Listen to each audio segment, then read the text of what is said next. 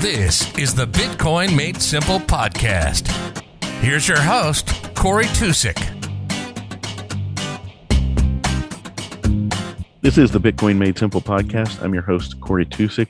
On today's episode, I interviewed Ben Perrin. He is the host of BTC sessions on YouTube, and you can also find it he does his live streams on YouTube and Twitter, and also podcasts go out on the regular podcast channels.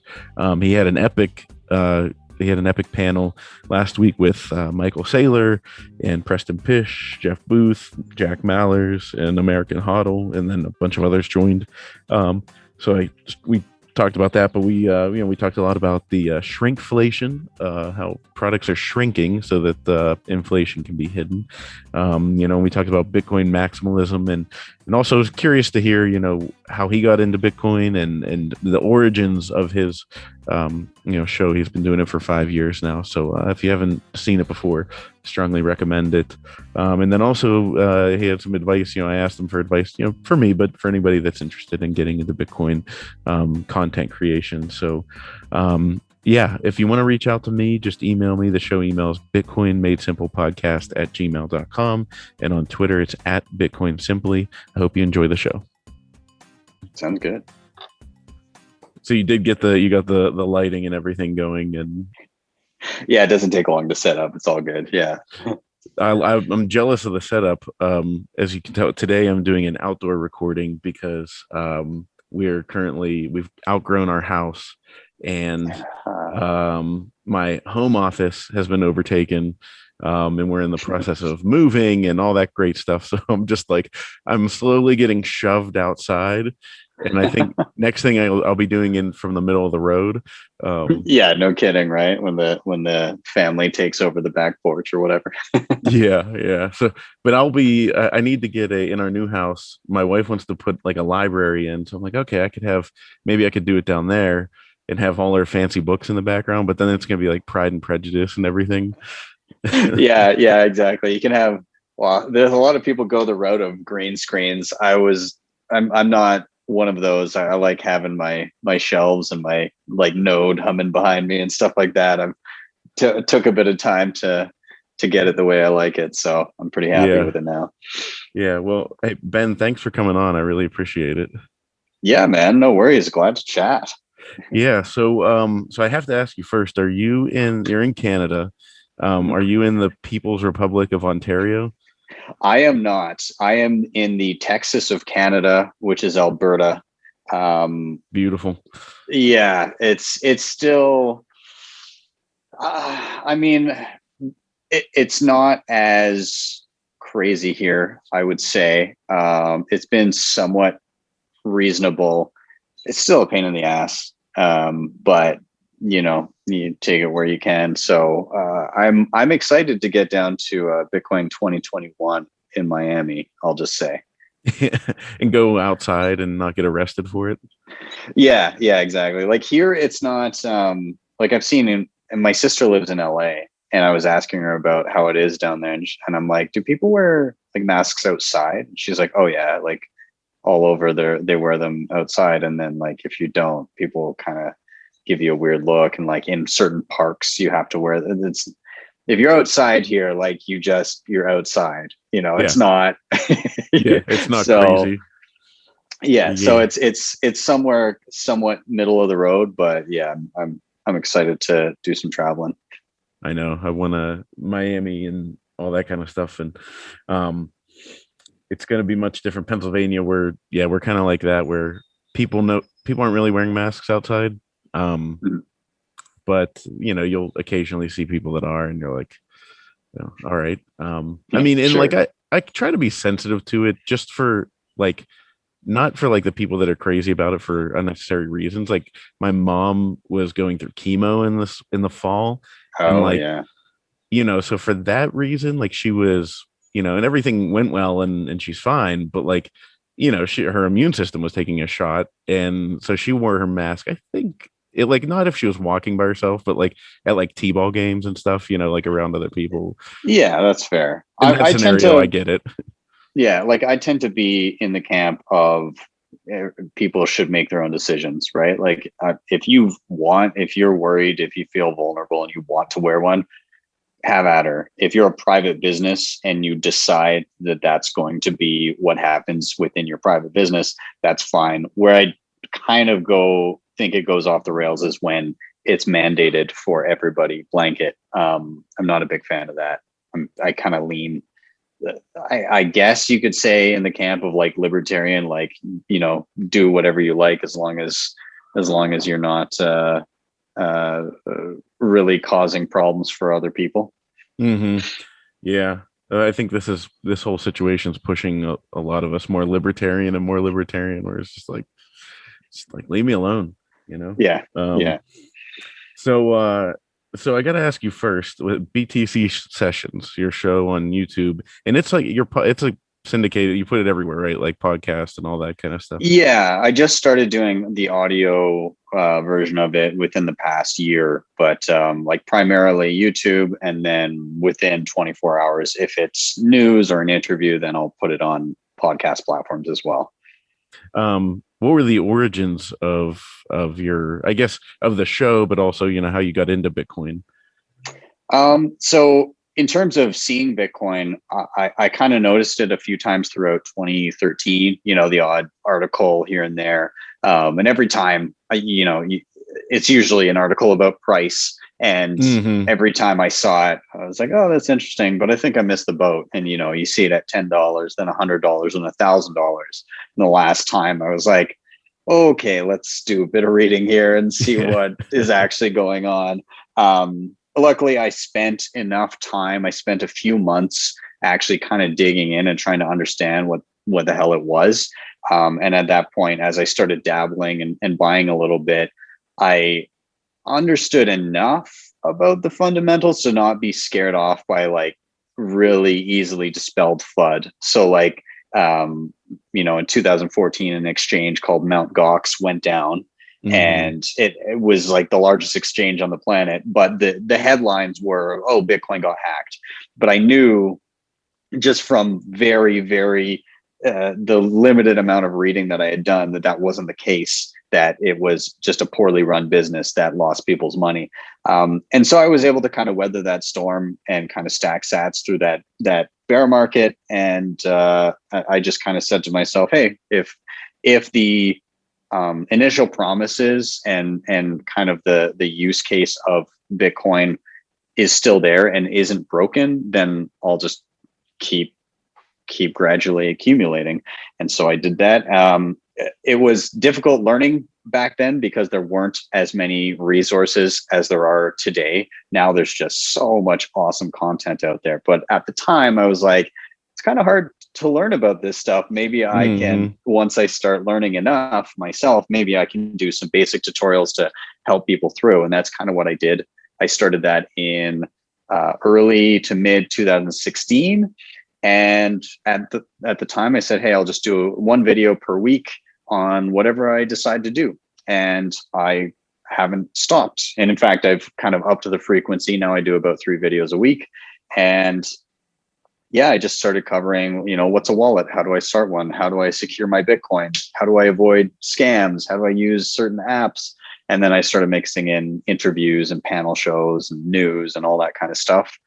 And the show's been running for over 5 years now, over 4 million views and over 50,000 subscribers. So it's been crazy. A hell of a ride, that's for sure. And so now, is this your full-time gig? It is. Around 2017, I started working full-time in, and I hate this term, but I have to use it given where I was working. I started working in crypto full-time. So I did some working with exchanges and everything. Around 2019, I switched over. I did some contract work for Bull Bitcoin, which is a Canadian exchange, which is Bitcoin only. And I was already kind of leaning that way anyways. But yeah, I did some work off and on for various companies. And then last year, about mid-year, I said, screw it. I'm just going all in with this. And luckily it worked out. Took off. Yeah. And here I am. Well, it seems to be going well. So you you gradually get your way up. I mean, you said there's no content. So back then, because even now, like I'm producing this to basically try and be more information for people to learn. And I'm also not afraid to ask the stupid questions of like I asked somebody like what was a stable coin because I heard so much about it and I was just like, I mean, am I missing something? Like, what is it? Like, Yeah. and it's very simple. And then you're like, okay, all right, I'm not an idiot. But but back then it had to have been pretty barren. I mean, because I do remember trying to research stuff, and it really was like Mount Gox got hacked, and you're like, oh, like this isn't good. And then Yeah. so you were kind of on your own there for a little bit, and Yeah, it was pretty much just trial and error. Most of it, it was like, okay, I can get some tidbits of information here. Back then, the only good talks that were around were basically like Andreas Antonopoulos. So that was helpful in the grand scheme of things as to like the importance of Bitcoin. But when it came to like tutorials of how to use a wallet, how to secure your Bitcoin, and how to do all that kind of stuff, it was, oh, read this Reddit post or go to bitcointalk.org or read this blog, whatever it may be, or these complicated set of instructions, or go to the GitHub and look at the how to. And you're like, what am I doing here? And so for me, it was just kind of, well, I'll just get my hands dirty and see how stuff works, and as I understand it, then I'll make a video about it. And that's kind of just where it started. It was a lot of trial and error. Thankfully now though, there's so much good stuff. There's so many amazing people that are putting out content that I'm glad that my stuff is still relevant, but there's so many people to choose from now, and that's fantastic. Yeah, I know. I mean, I think it's not going to hurt anybody because the more content the merrier, and plus like if you're like me, like I'm pretty much that's what I listen to. I'm cutting the grass or driving, picking the kids up from school, all that kind of stuff. It's pretty much Bitcoin. And either that or comedy, which my wife laughs at me because if I'm cutting the grass while I'm listening to like a comedian's like stand up or something like that, she's like, you have like this creepy smile where I'm like, just like kind of like giggling like randomly or whatever. And she's like, you look like a psycho while you're cutting the grass. That's great. But so you spoke about you worked with the crypto, you did the crypto a little bit. But you're now obviously a Bitcoin maximalist, I guess, that's what I am too. I don't Isaiah Jackson, the author of Bitcoin Black America, he told me, he said all roads lead back to Bitcoin. And that's what I've found. So what was it that led you back to like, did you get into crypto to look at like, oh, these are some cool ideas? Like, how did that work out to get you to where you are? So, I mean, I think initially you get into this idea of, oh, well, if Bitcoin is viable, then why shouldn't these other things also be viable? And so it takes, it's weird because it takes a certain amount of open-mindedness to shift from a world that we've always known of fiat currency, and that's just what we've been born into, to then accept an alternative form of currency that could be viable and that it could be monetizing and stand a chance at actually holding up against everything. So you already have to have a certain mindset. Unfortunately, that mindset, if taken too far, can get you to just blanket accept everything and assume, as I said, that everything else is valid just because Bitcoin was valid. But I think with enough time and actual research and fact checking, you discover that there was kind of like a secret sauce with Bitcoin that was very unique and has yet to be replicated. And the decentralization and the immutability of, and the sound hard moneyness of it just cannot be replicated elsewhere outside of its current network effects.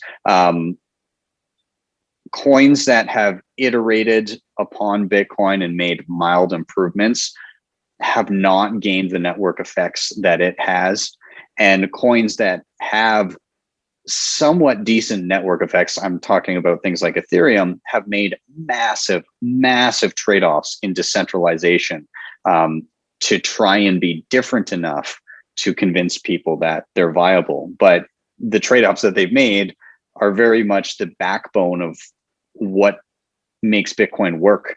If people can't easily run a copy of the ledger and all of the rule set and try to ensure that they are deciding what the protocol is to them, then you do away with the whole point of everything that we built.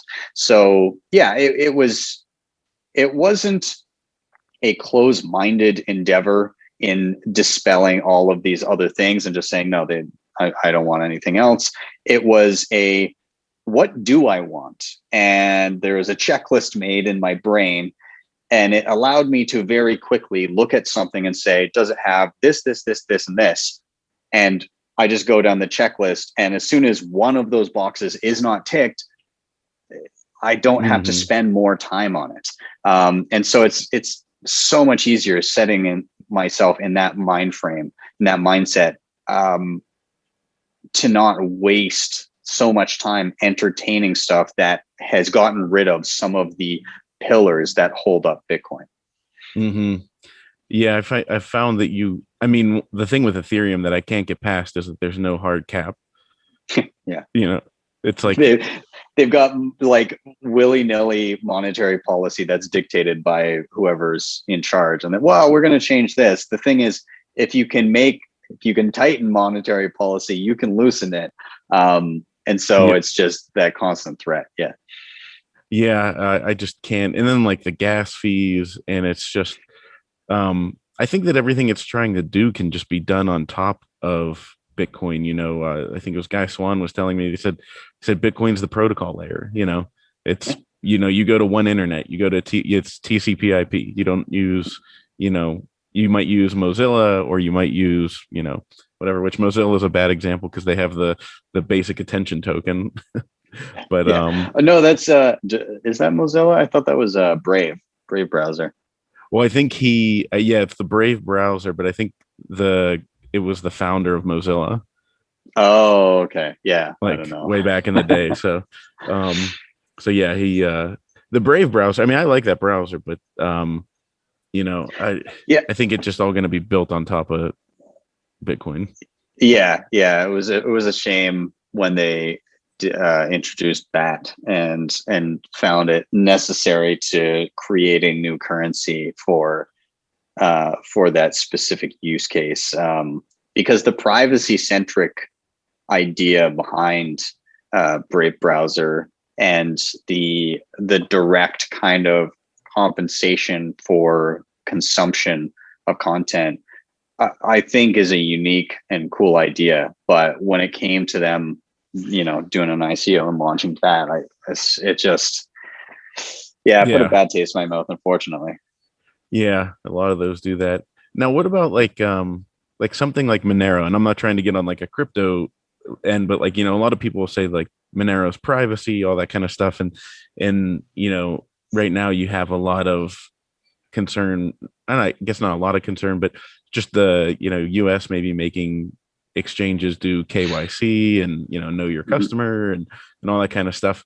Do you think things like Monero's, privacy, is that just something like how Lightning's going to be built on top, where you just build it on top and, have your coin join and then you're private? Yeah, I definitely am all for privacy, right? And I think that's a great thing to have. But again, with the way that privacy coins are done, it can be exceedingly difficult to audit and prove a supply cap. And beyond that, it's also, again, in the network effects, when it comes to how certain are you that your transaction is final. That's kind of the game, the name of the game here. And when it comes to, there's a really good website called howmanyconfs.com, CONFS. And it says compared to 6 Bitcoin confirmations on the Bitcoin blockchain, how long does it take each coin that is proof of work to achieve the same level of transaction finality? And I'm just looking at it right now. So Monero is next to Bitcoin. It's 5th down the list. So it's pretty high up there in comparison to a lot of other proof of work coins. But even being 5th down the list, it is 226 times slower than Bitcoin when it comes to like how certain you are that your transaction is final. So the amount of security in a Monero transaction is fractions of that in a Bitcoin transaction. Not saying that it'll definitely be reversed or anything like that, but you don't have the certainty you do with Bitcoin. In terms of privacy on Bitcoin right now, yeah, sure, it's absolutely something that needs to be addressed.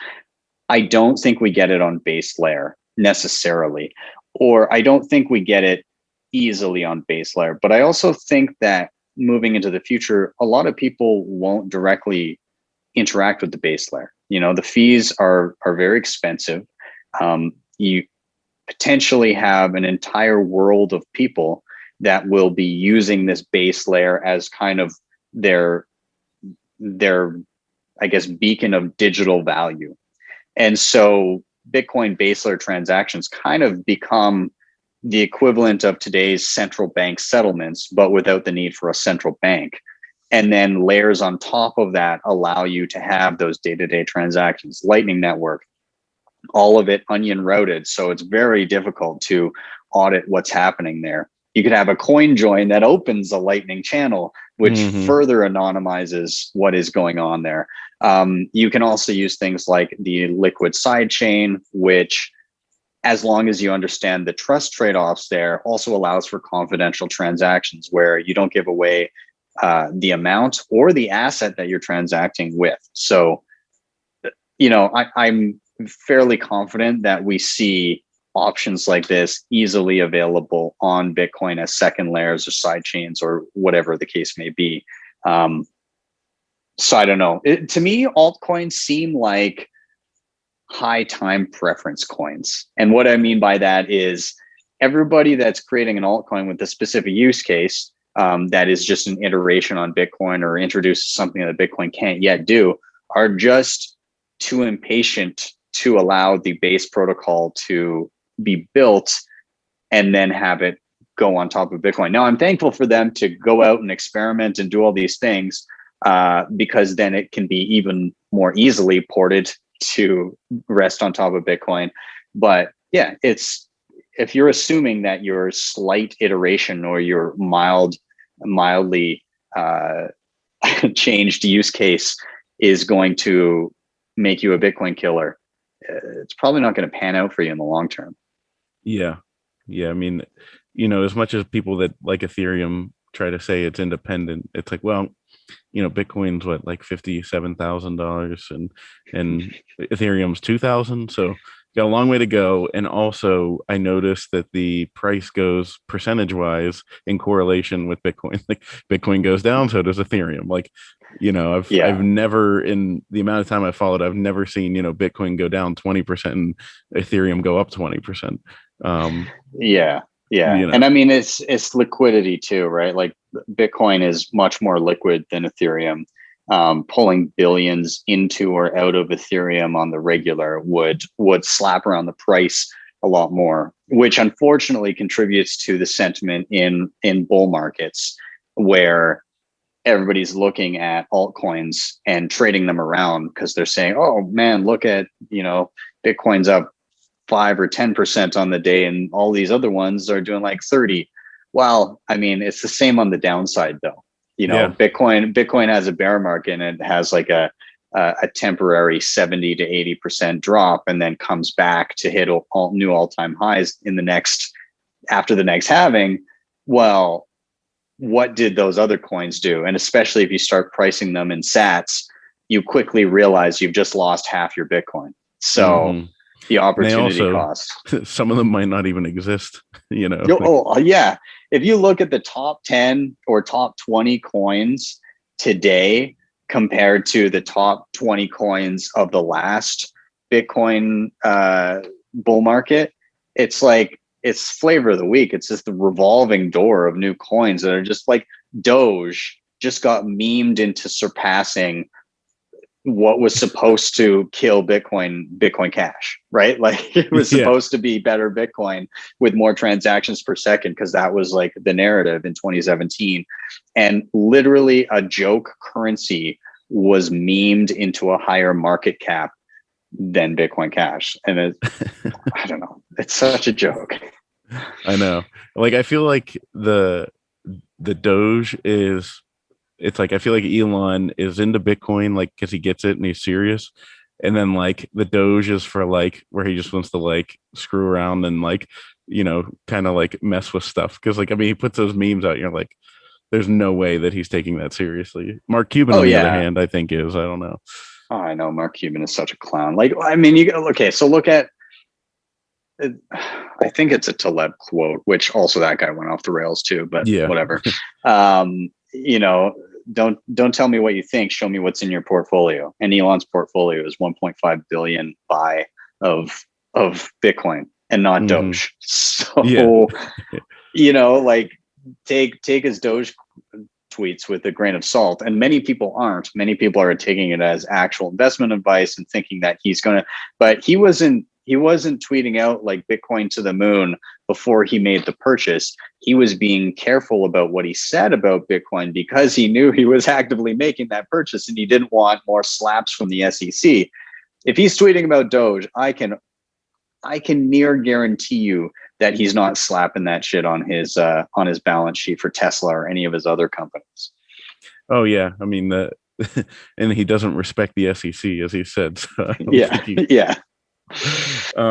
So one thing I wanted to ask you about was something that we're experiencing firsthand on. I think everybody will be, but something that I can relate to with a unique thing where we're trying to build our house. But you were mentioning, I just saw your tweet like yesterday or something about bread and shrinkflation and inflation. So for those that didn't see your tweet, go ahead, explain what you did when you went grocery shopping. Yeah. So funny enough, the other day there was a tweet from Coca-Cola, and they said they were talking about how the prices of materials have gone up, and so they're going to be raising prices. And the quote that they put in the article, they said, "We intend to manage those intelligently, thinking through the way we use package sizes and really optimizing the price points for consumers." And that's another way of saying, by thinking about packaging and optimizing price points, what they're saying is, how small can we make this and adjust prices to make it seem like you're not getting screwed? And a lot of people will blame this on the companies. It's not so much the companies, it's the fact that there's the same amount of stuff and people working, in fact, less people working, so probably even less stuff. And there's way more money. We've printed, I think in the last calendar year, they printed 30 to 40% of all existing US dollars, just as like a sample of what the world is. Just as if you can, like, you can do that, no, like willy-nilly, you know? Yeah, exactly. So when you think of how many more dollars there are in existence, that money has to flow somewhere, and that will then be reflected in prices, given that the number of resources on the planet are limited, and so is people's time. And so something has to give, and that's going to be prices.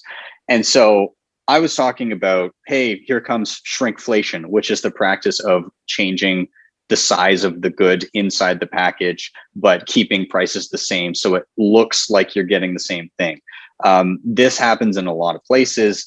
If you look at cereal boxes, these are ones that are really bad because the front of the box can be the same size, but the box can get skinnier from front to back. So pretty soon it'll be like this, like size of a folder. Yeah, exactly. Yeah, it'll be a manila envelope with a few Cheerios stuffed inside. But I mean, there was a really good book that I enjoyed called this book will save you time. And they talked about like the prices of candy bars in the UK, and Snickers candy bar in the UK, just in a matter of 5 years, basically the size of it got cut in half and the price of it doubled.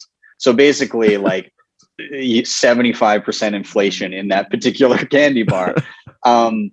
But a day after tweeting out about that Coca-Cola thing, I ordered my groceries, and I've got this little box or this little like basket that my bread goes in. And normally every time I'm like, it's just too small to fit the loaf. And so the loaf would get like kind of all warped and a couple pieces of bread would get squished. So I'd have to eat a couple pieces of bread to fit it in, like, or make a sandwich or something. And then my groceries came along the other night, and I got a couple loaves of bread, and I go to like expecting it to like bend as I put it in, and it fit in perfectly. In fact, not even perfectly. There was a little bit of extra space. I was like, what the hell's going on here? Is this? And then both of them fit in there.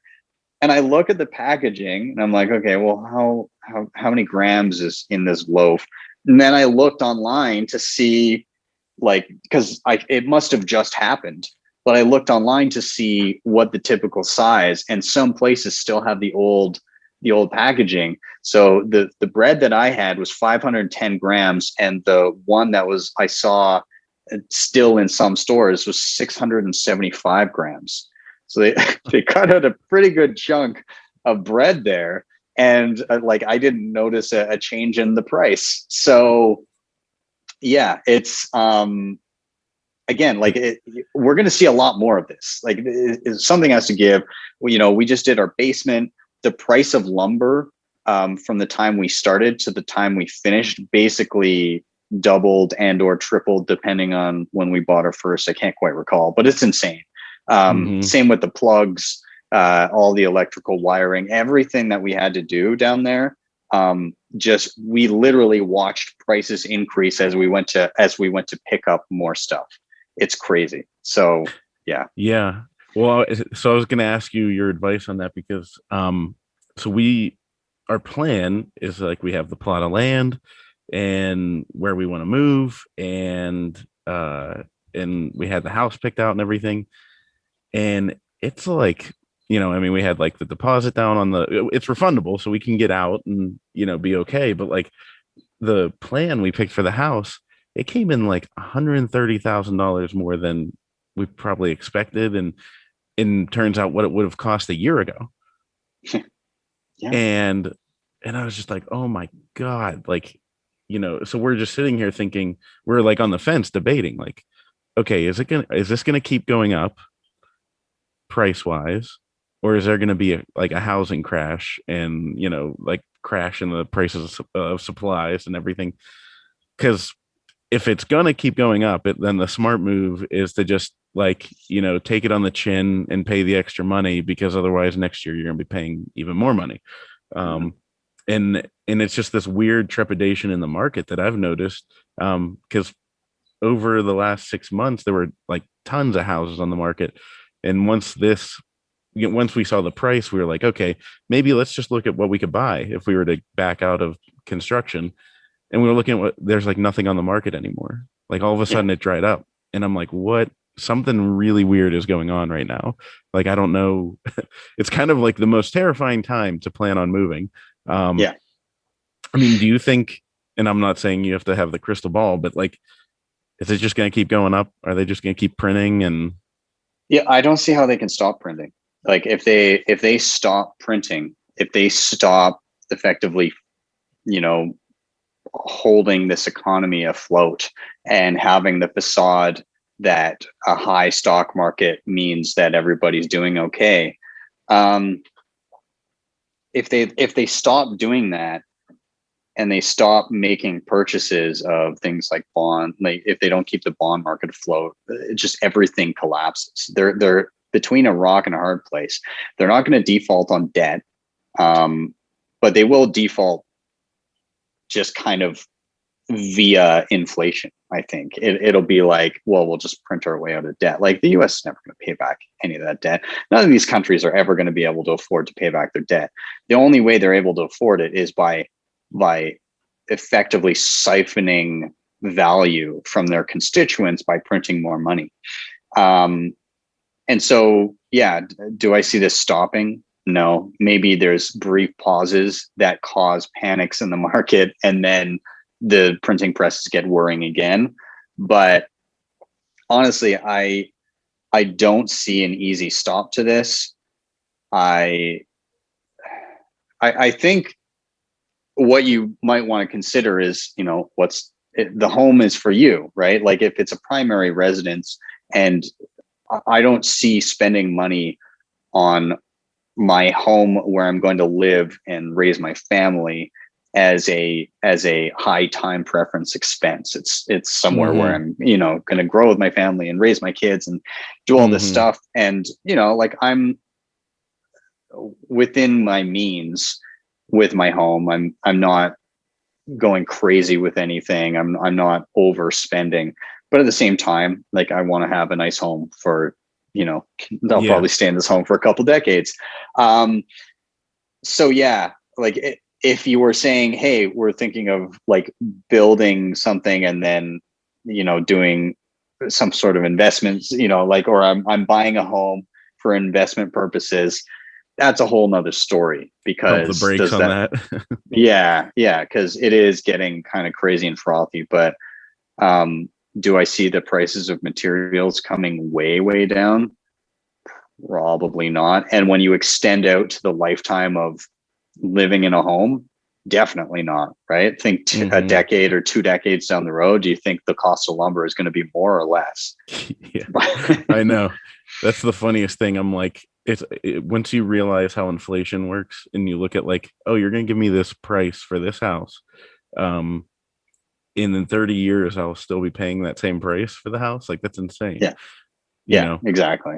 It's, I'm just afraid that it would. I was like, watch us we'll be the ones that make the purchase, and then finally, like all of a sudden, like they stop inflating things, and they're like, oh, we're gonna go to a sound policy, and yeah, back to the gold standard, everybody. We're gonna stop propping up the stock market. People won't have to buy property to hedge their bets against inflation. Everything will be hunky dory. Yeah, I don't think you'll have to worry about that.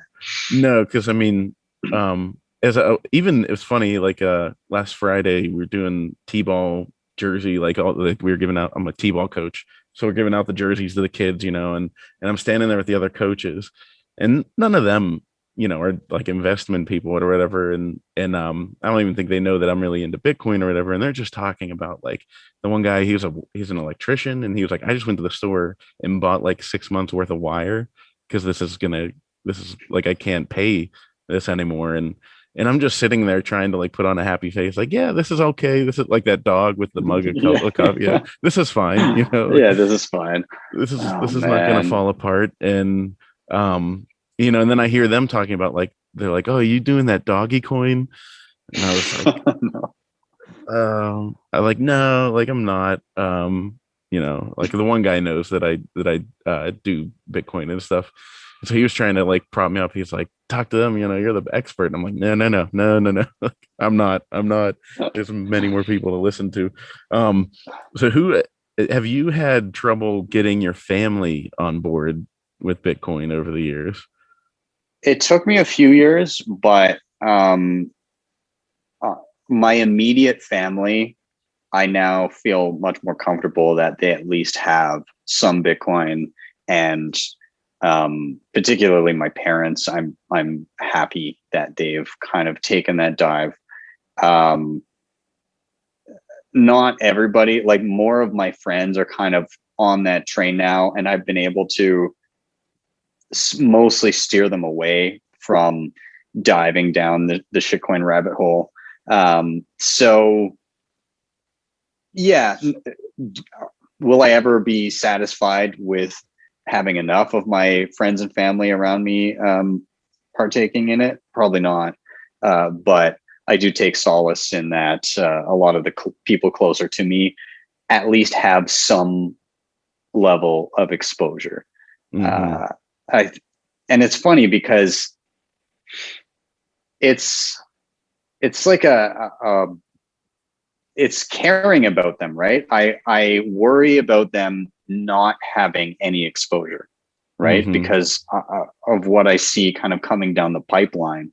And I worry about the effects of exactly what we were just talking about, everything being so much more expensive and everybody's salary being based upon current price levels and not what things are actually going to cost them, and kind of hidden inflation, and the government saying that things like the CPI, the consumer price index, are actually reflective of inflation instead of riddled with holes and omissions. So yeah, I worry about a lot of people. I have successfully been able to get some very important people in my life to at least dabble. Mm-hmm. And so hopefully that means they'll be quicker on board when shit hits the fan progressively worse. Yeah. What do you think is going to be that hockey stick? I'm a hockey player, so and you're from Canada, so this all Yeah. makes sense. But what's going to be the next hockey stick that we've been kind of floating? It's really funny that like people are kind of complaining that you're like hovering in the $50,000 range for per Bitcoin, but what do you Imagine think? having this conversation. Imagine having this conversation literally just 1 year ago. People bitching that we're at like 56K right now. Been at 56K forever. God, this is the worst. Like, what are we doing? It was funny. I was looking through pictures on my phone to try and find something for my son. He wanted to see like a video or whatever, and I came across this picture. I don't know if it was like in January, and it was a screenshot of Bitcoin at 34,000, like on my phone, and I took it, and I remember like tweeting something like, "I'm so sick of 34,000 already," and like I was just like, "Whoa, that was January." Like, that was Yeah. just a couple months ago, you know. Yeah. Um, where a lot of people are predicting 100, 150 pretty soon. I mean, what do you think is gonna take to kind of set that off? It's hard to say. And honestly, I'm never quite sure if it's actually the news that comes out that contributes to it. I think it's just that it's the market doing its thing. Realistically, it's the people that are loading up on Bitcoin have their mind set on it already. And they're And buying massive amounts. yeah, exactly. Like the types of inflows and the types of buys that we see are not people like looking at a clickbait article and being like, "Oh my god, I got to buy," or "Oh my god, I got to sell." For the most part, right? We haven't reached that level of like 2017 style mania at the peak where everybody and their grandmother were buying altcoins. We haven't gone there yet. I honestly think that it's just a function of when people are ready with capital to purchase Bitcoin right now. And I mean the leverage too, and when people are betting on price movements and they get liquidated, that can expedite moves up and down, as we just saw recently. But then I think after the fact, people will point to news and be like, "Oh, it was clearly this." This Like, was the thing. yeah, like, well, this is somebody just the other day was like, "Oh, it's because Turkey banned Bitcoin for use as transactional. You can own it, but you can't use it for transactions." No, that wasn't like people, like billions of dollars got wiped up in leveraged longs. So yeah, I think that it's much easier to look back and say this was the news that did it. I will say that Elon Musk, it does have a disproportionate pull on price as per the 10K candle the day that he announced Tesla bought. Yeah. So there is some memeing price into existence, but then for it to hold and then go above that price, it's kind of the market doing its thing. So what do I think it's going to do and when?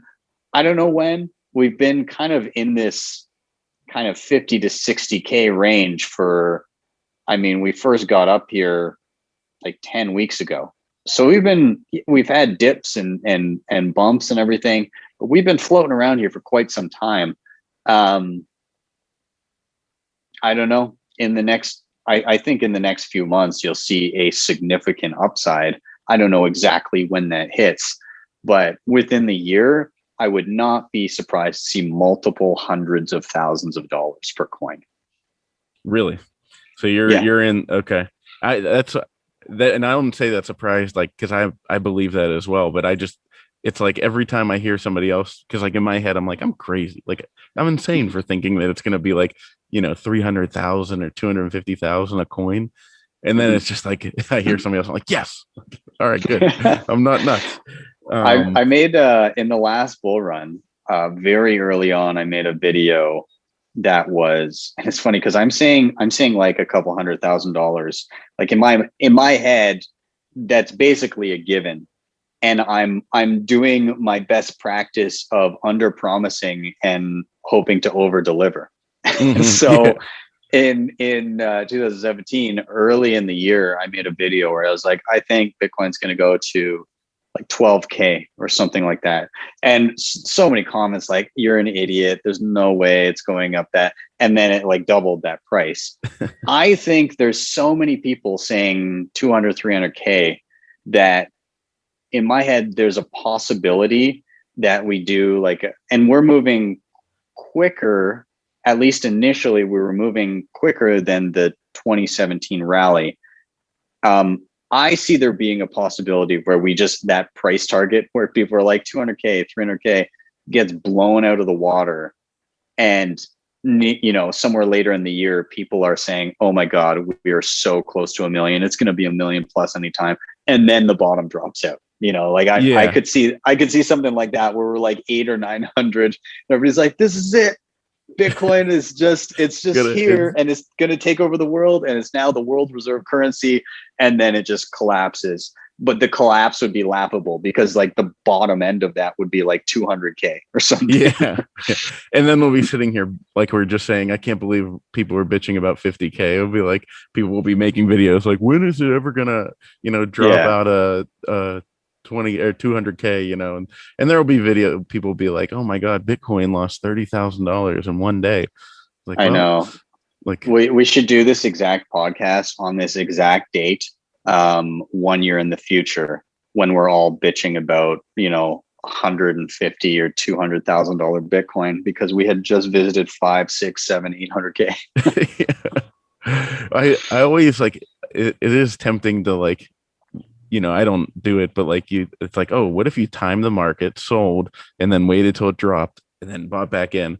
But you'd have to be incredibly lucky. And knowing my luck, it would be like I would buy or I would sell, and then it would just be like, oh, by the way, the NATO has confirmed that the new world currency is Bitcoin, and I'd be like, no. Yeah, hyper Bitcoinization is actually here when you finally think you time the market. Yeah. So gotta ask a question about that crazy panel you had last Friday. Yeah. How was that? And who did that just start with you sending out a tweet and saying trying to recruit one? Yeah. I straight up. Yeah, I dropped the entire named panel right off the bat. I was like, if I could have my dream panel, it would be exactly these people. Actually, I didn't include American Hodl in there, but then quickly after I tagged on a tweet, I'm like, actually, I'd throw American Hodl in there because he'd add some spice to it.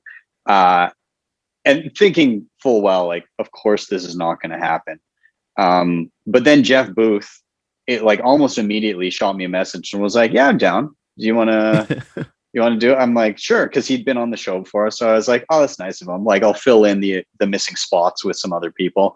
And then he's like, do you want me to get message Preston and see if he'll do it? And Preston had been on the show before too. And I was like, oh, yeah, sure, shoot him a message. And then he got back to me and he was like, yeah, no, I'm down too. Like, oh, okay. And so then I messaged Hodl. And I was like, hey, both these guys are coming on. Do you want to do it? And he kind of laughed. He's like, yeah, sure, obviously. And then all of a sudden, 3 of the 5 were already booked in for that day. And like, it wasn't the surprise of them, those 3 necessarily saying yes, because they had all been on the show before, but like having it work out, that timing actually worked. Yeah. And then at that point, I was like, oh man, I might be able to get like 4 of the 5. And so then I put out a tweet with like little check marks beside everybody who had said yes.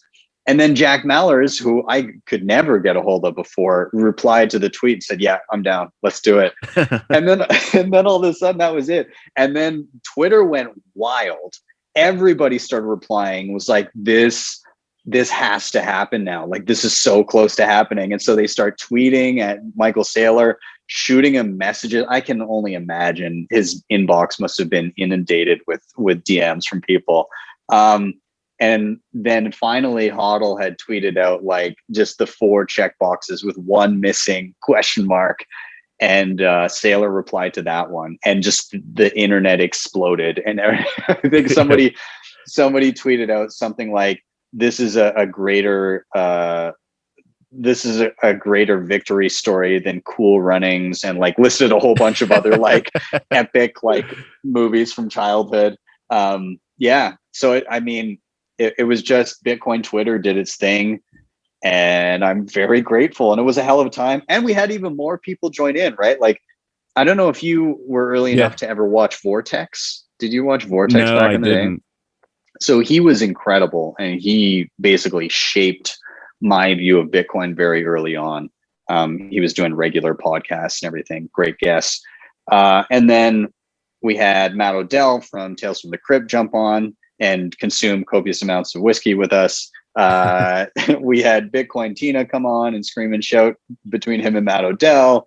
We had Alex Spetsky jump on there. God, I must be forgetting.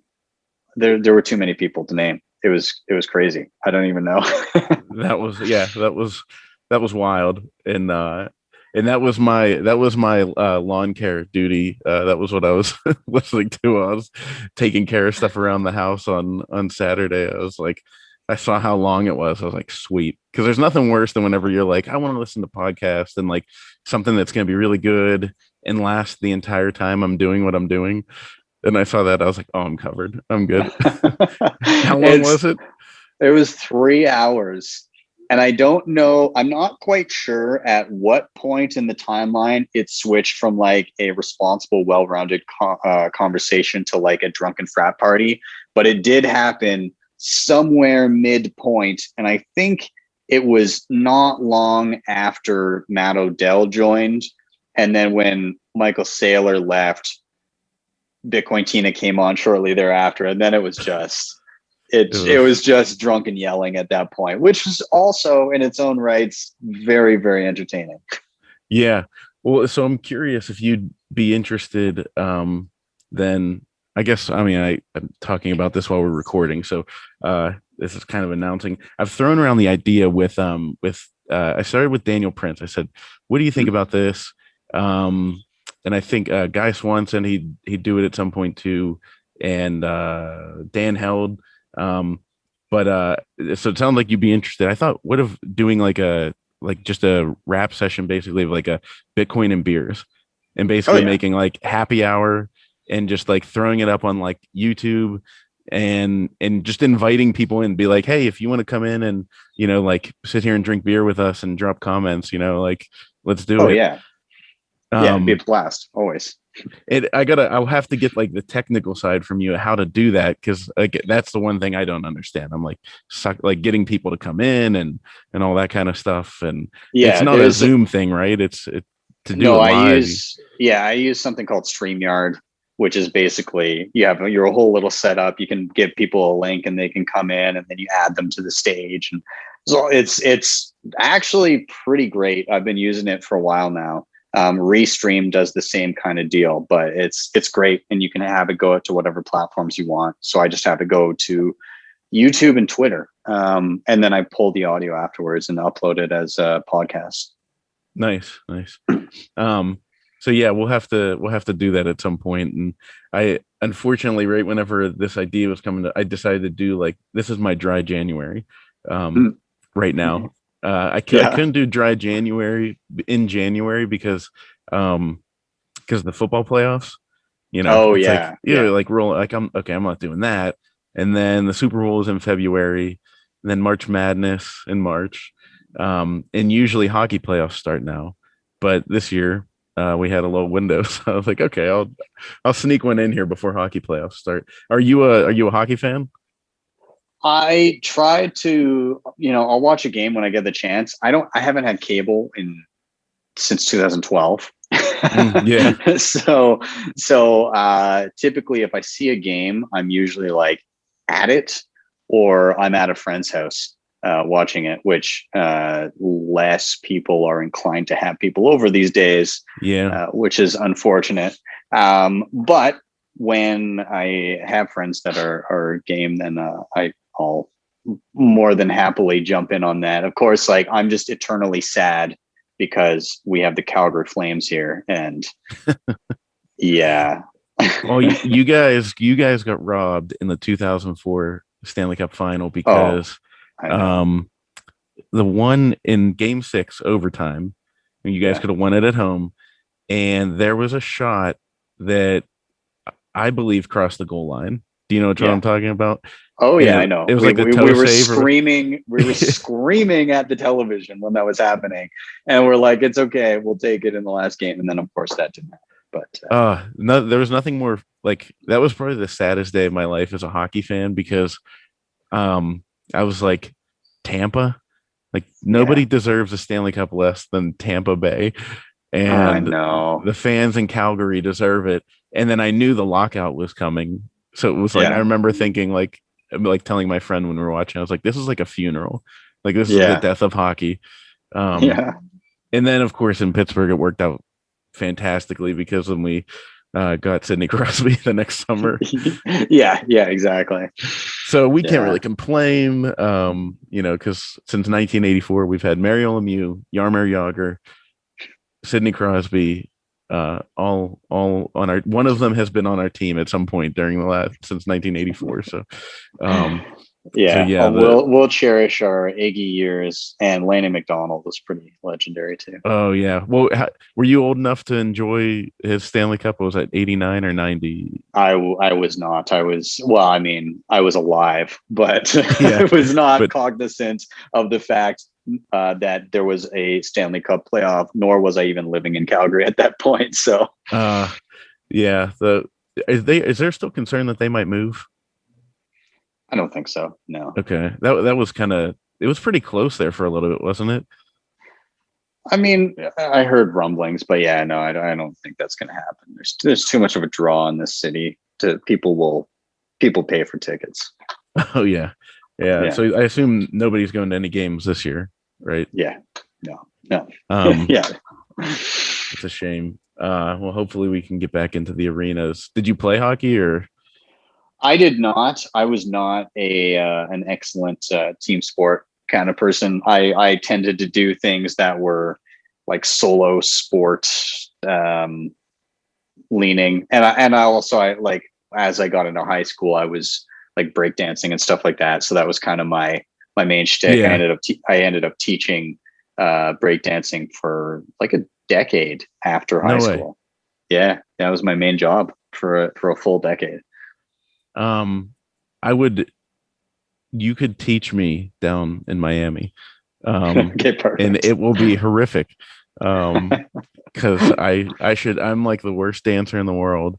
My wife always because I have like size 13 and a half feet, and I just like if we're like a wedding or something, I'm just like crushing her toes the whole time, and she's just like used to it at this point.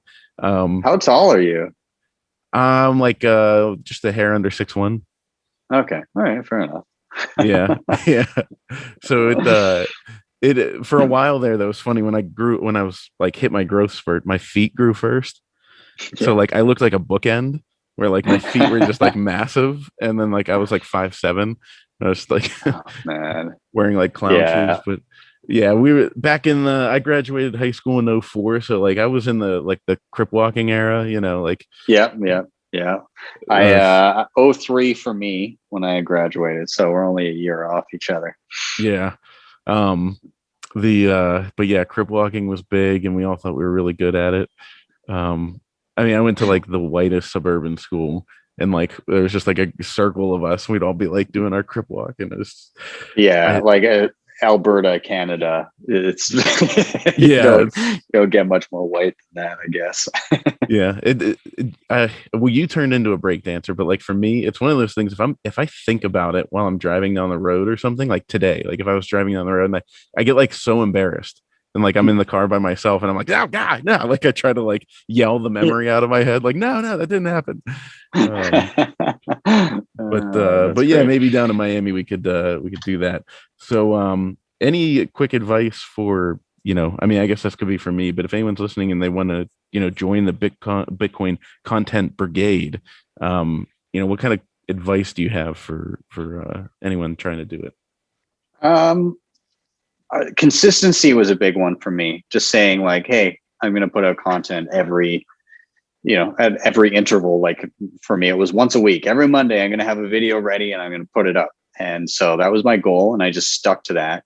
And keep it consistent, because one, for your like mentally, you get into the groove of something and you'll get better with it over time. Also, as people are watching, like anybody that does come to watch you, initially there won't be many, but they'll learn to expect your show in certain intervals. It's kind of like if there's a show that happens every week for you on like a streaming platform, you learn to expect it and say, oh, I'm looking forward to that. And so you'll wait for it and you'll come back and you'll watch it. But when that thing disappears, then if it's not regular, you kind of lose the interest to keep up with it. So consistency, and then just you got to have something that makes it interesting for people to watch. So try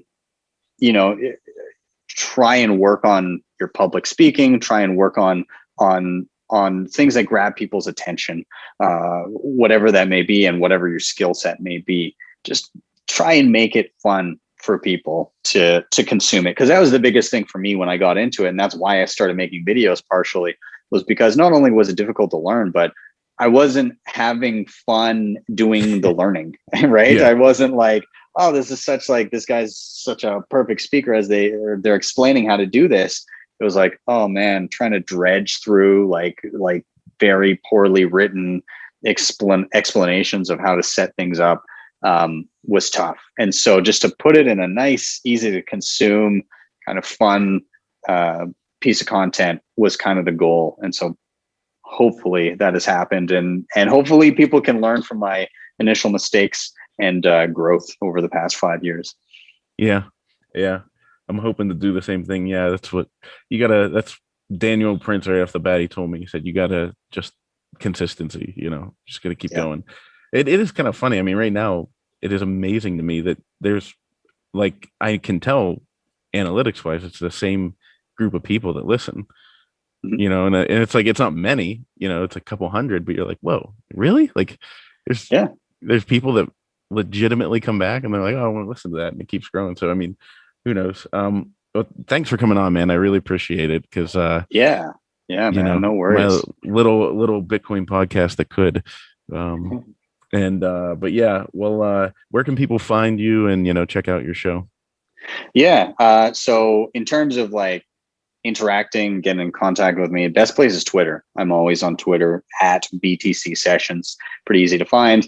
And then YouTube, just search BTC Sessions, and you will see my characteristic blonde streaked ridiculous hair in cartoon form. You can find me there. And outside of that, those are kind of my two main platforms that I stick to. Although from time to time I do some beginner Q&As and stuff on Clubhouse, which is a fun kind of audio only platform. So check me out in those places. Yeah, I haven't dabbled in Clubhouse yet, but I'm sure I'll have to try that at some point. Sounds like fun. All right, well, Ben, thanks so much for coming on. I really appreciate it. Yeah, no worries. Thanks for having me.